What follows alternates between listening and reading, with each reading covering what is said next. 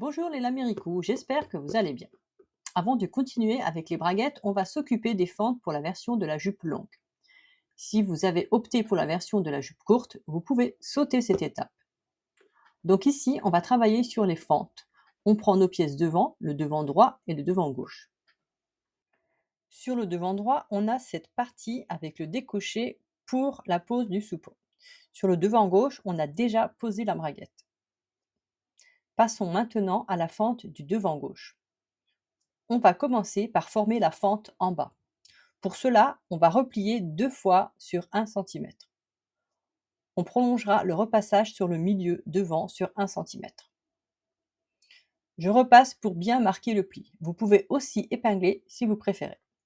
Utilisez un mètre-ruban pour vérifier que le pli fait bien 1 centimètre. Le premier pli de couture doit se retrouver sur le prolongement du milieu devant qui a été surjeté. Ensuite, on replie encore sur 1 centimètre pour obtenir notre retour de fente. Et là, on prolonge sur le milieu devant au niveau du surjet. Donc la partie du surjet se retrouve retournée sur 1 centimètre. Maintenant, j'épingle la fente pour passer à l'étape du surpiquage de la fente. Nous allons faire une piqûre 2 aiguilles, une à 1 mm du bord et l'autre à 5 mm de la première. On s'arrête juste au-dessus de la fente, là où il y a le surjet.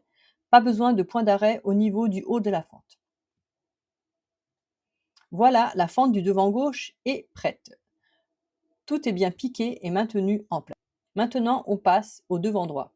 On replie de la même manière, 2 fois sur 1 centimètre. Mais cette fois-ci, la partie du haut reste à plat.